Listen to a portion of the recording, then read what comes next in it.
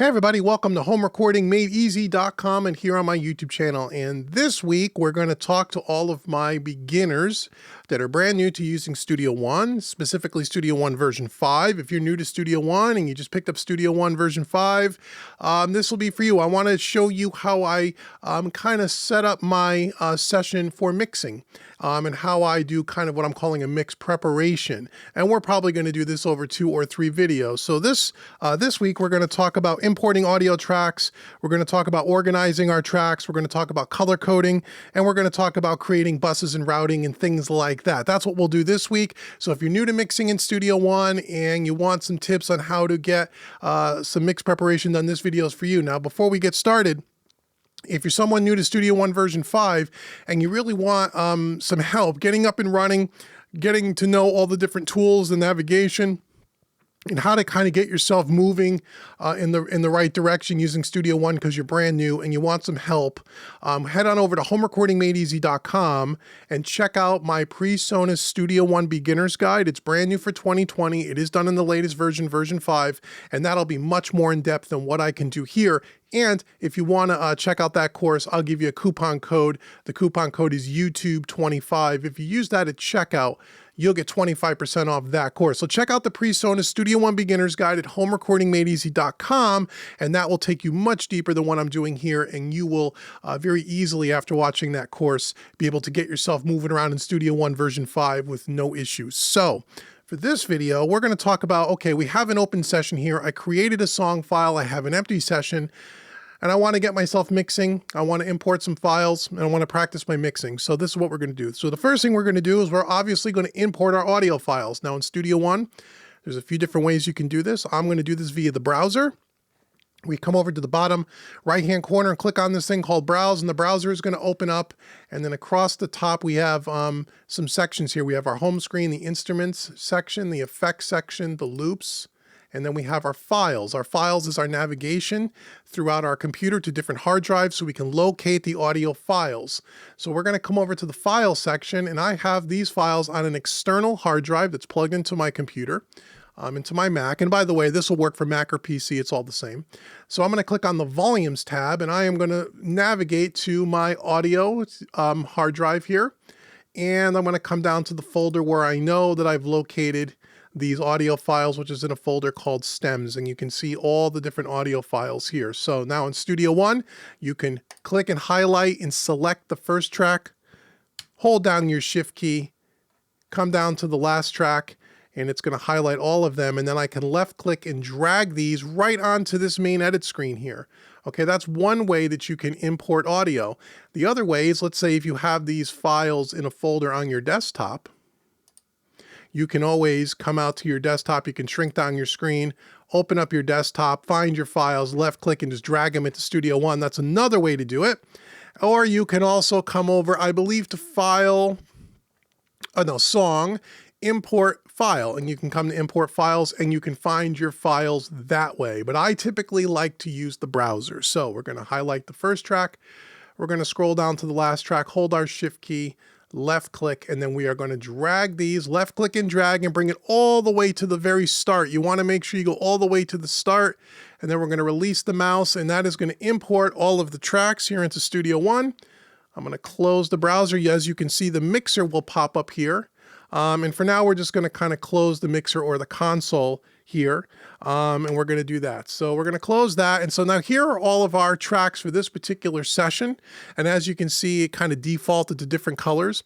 The next thing I want to do is I like to go through and I like to check the tracks and make sure they're named appropriately. And at the same time, I like to organize and color code them. So let me show you. So down here, we can come over to this little drop-down box here, and this will change the size of the tracks. We can make them normal, we can make them large, we can make them small, we can do whatever we want here to clean up some real estate on the screen. Let's do this in normal view. Okay, and then the first track looks like it's called AC1, which probably means Acoustic Guitar 1. Now, depending on where you get your files from, sometimes these may just say Audio 1, Audio 2, Audio 3, Audio 4, and that's a nightmare. So you really got to go through and you got to listen to every one of the tracks. And that's typically what I would do. So I would come over to this first track, I'd hit solo, and I would just listen to this first track. Yep, that's an acoustic guitar. So I might label that acoustic 1 or acoustic 2. Now I've already done this, as you can see, but I would go through and I would listen to each one of the tracks and name it accordingly if it's not named appropriately already. Once I've done that, the next thing I do is I like to organize and color code my tracks. So now what you should try to do is come up with a color scheme that works for you and an organization that works for you. You could copy what I'm about to show you here, but ultimately you want to kind of come up with your own way of doing things. So there's two ways you can do this. The way I like to do it is really through the console view. So if I click on the mix button here and I come down here, I like to make sure that on the left-hand side, starting from the left, working left to right, that all my drums are down here on the left. So I'm going to go through and find all my drum tracks here, and they've already been labeled because I did this off camera. So let's see, we have a toms track here, and I can hold down my shift key, and I can click this other tom, another tom, a snare, a room, a room, a room. Okay, and I'm going to now hold down the mouse button, and I'm going to just drag it over. I've selected all those tracks. I'm going to go all the way to the beginning here. And I'm just going to release that here. Okay. And then while they're all highlighted, I'm going to left click down here in the name, one of the names of the tracks, and the little color palette will come up. I like to label or mark all of my drums brown.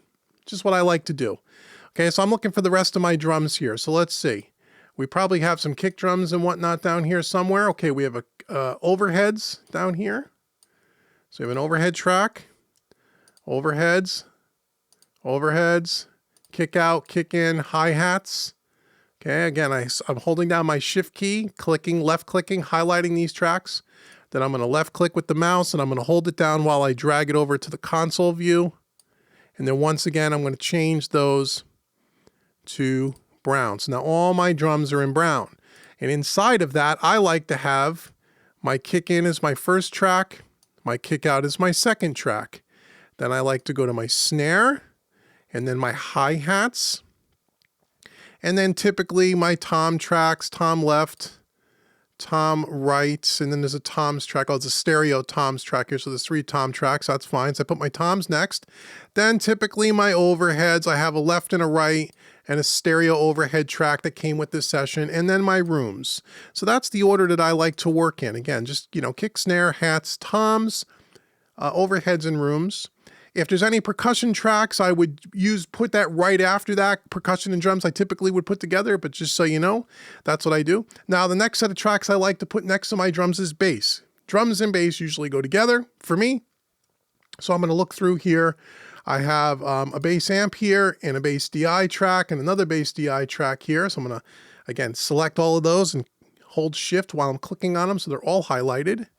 I'm going to bring those over here, and I like mine to be the color blue. Okay, so I have drums and then bass, and typically I'll put my DI tracks first and my bass amp track second. The next thing after that is guitars, and I like to start with acoustics and then electrics. But if I only have one or the other, it doesn't matter. But I can see here I have 2 acoustic tracks.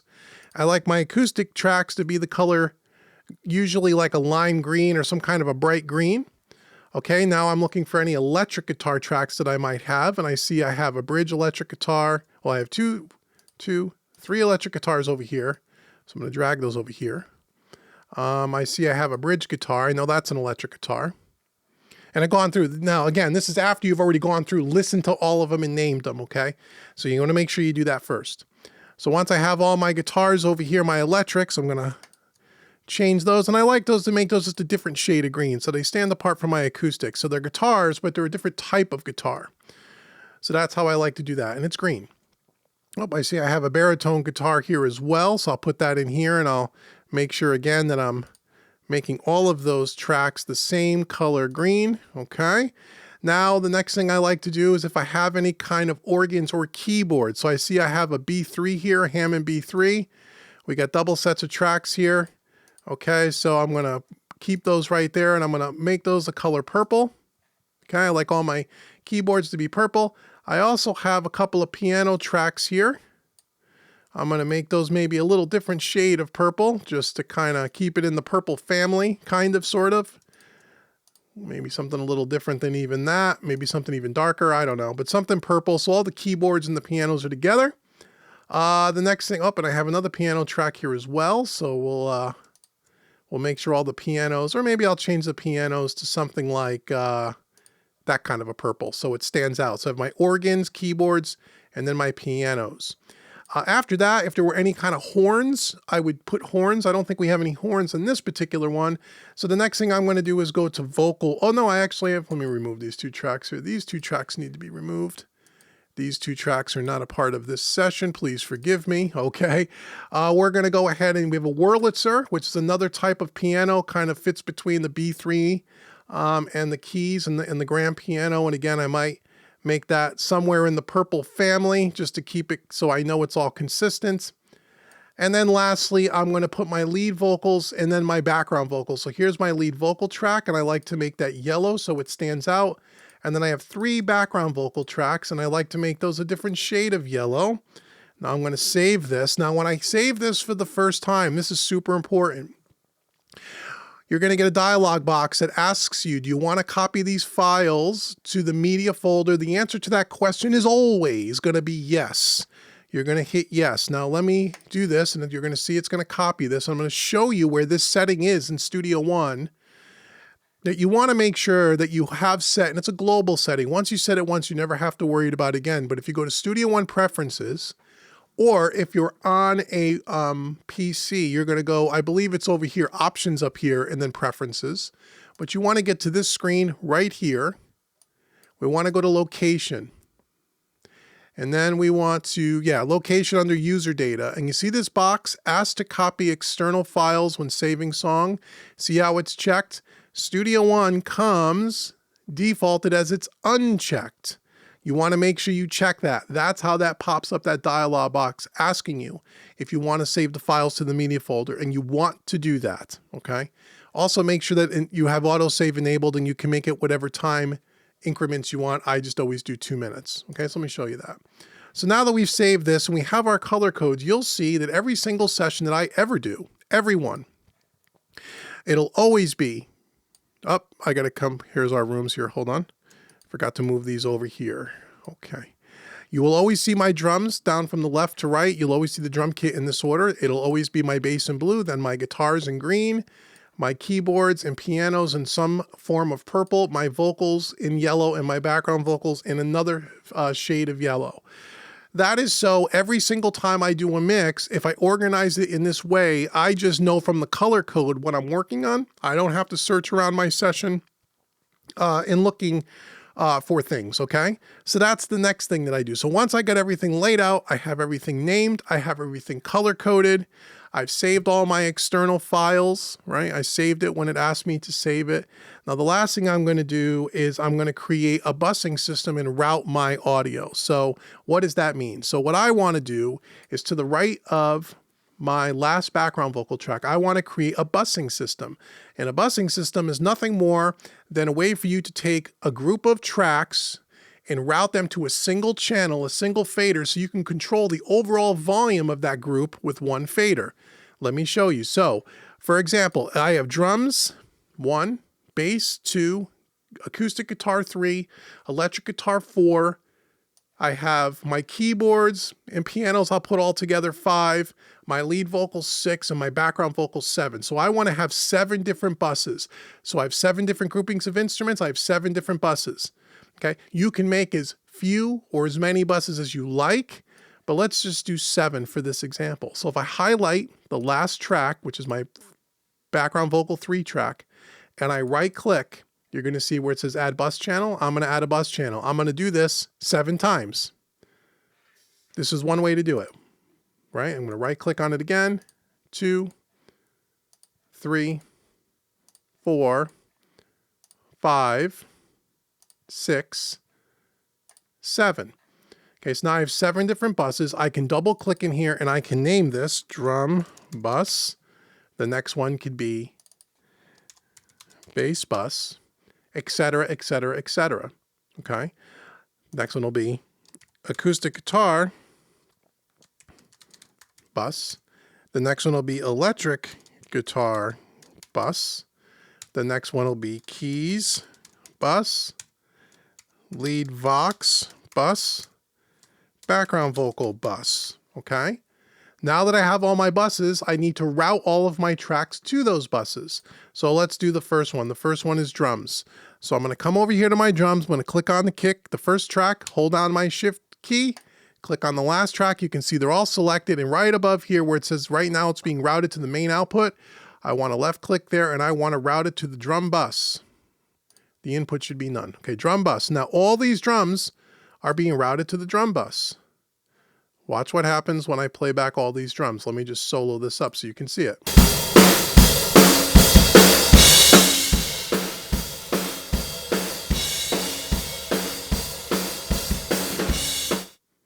And I can control it with one fader.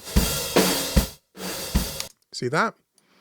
So I'm going to do the same thing now for all of the buses, all of the different groups. So I have a bass bus. So I'm going to take my 3 bass tracks here, going to hold down my shift key, select all of them. I'm going to route this to the bass bus. And now when I play this back, you're going to see all, when I play back, I'll just solo this up so it doesn't get too loud and blow you guys out. There's our bass tracks, bass bus. Okay, and I do the same thing for all the different tracks, all the different groupings of instruments. That's one way to do it. The other way to create a busing system, I'm going to remove all these. I'm going to highlight them all, and I'm going to right click and say remove. Get rid of all my buses. Now then the other way you can do this is you can, for drums, let's say, highlight, select the first track, hold down our shift, select the last track, right click, and we can go to this choice here, add bus for selected channels. Now we've selected all these drums. If we do this, it's going to put a bus right here. And let me turn this down. And when I play this back, I'll solo it. You will see all the drums are routed to that bus. And then I can name that bus accordingly. I can spell the word bus correctly, right? You could do it that way. Same thing with bass. You can select all your tracks, right click, add bus for selected channels. And then I can go in here and I can call this bass bus. And you could do that for all of your tracks. The only thing that I don't like about that is now my buses are sitting next to the individual groupings of instruments, where I tend to like my buses all the way to the right of the console. So you can move those if you like. You can just left click and I can just highlight it, and I think I can drag it all the way down here and place it at the end. You can do that if you want. Or you can leave your buses next to your grouping of instruments. It really doesn't matter. There are no pros and cons to it. It's just a matter of workflow, right?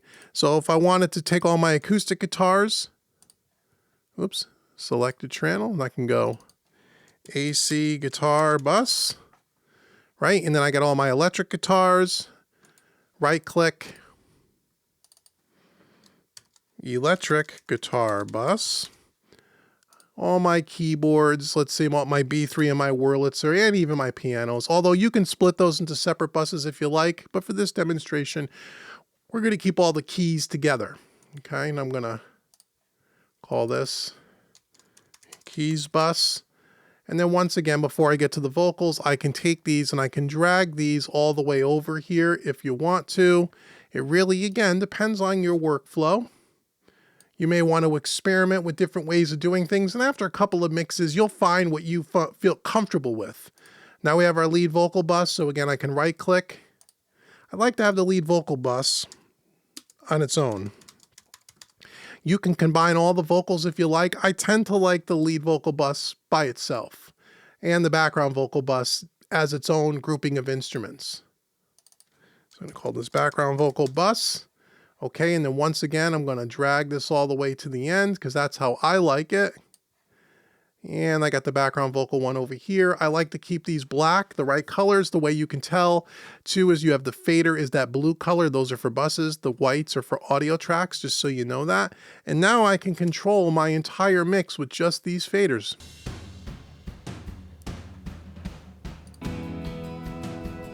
Right? So I can control the whole thing with just those faders. Okay, so now I've imported, I've color-coded, I've named the tracks, I've organized my mixer or my console view, and I've routed all of the audio tracks to a busing system, okay? So that's how I start every single mix. Next week, we'll take a look at some different routings. We'll talk about cleaning tracks and doing some other things, but this will get you started. So I hope you enjoyed this video, and I hope it was helpful for if you're new to mixing in Studio One, how you kind of get yourself started. Like I said, once again, go over to homerecordingmadeeasy.com and check out the PreSonus Studio One Beginner's Guide. You'll see an image come up on the screen, and there'll be a link in the description box below with a coupon code YouTube25. It'll take 25% off that course. We walk through everything in Studio One. I think it's like 15 or 16 videos, something like that, short little segments where we walk through from the time that you first install Studio One, open it up for the first time, how you do some of the things that you saw here today, but also I walk you through this entire screen, show you where everything is located, what all the tools do, how to navigate, how to find things, how to set yourself up for recording, how to create templates, etc., etc., etc. Check out the PreSonus Studio One Beginner's Guide. Pick it up for 25% off today. And until the next video, I've been Dave with HomeRecordingMadeEasy.com, and I will see you next week where we'll continue on with our mix prep. Talk to you soon.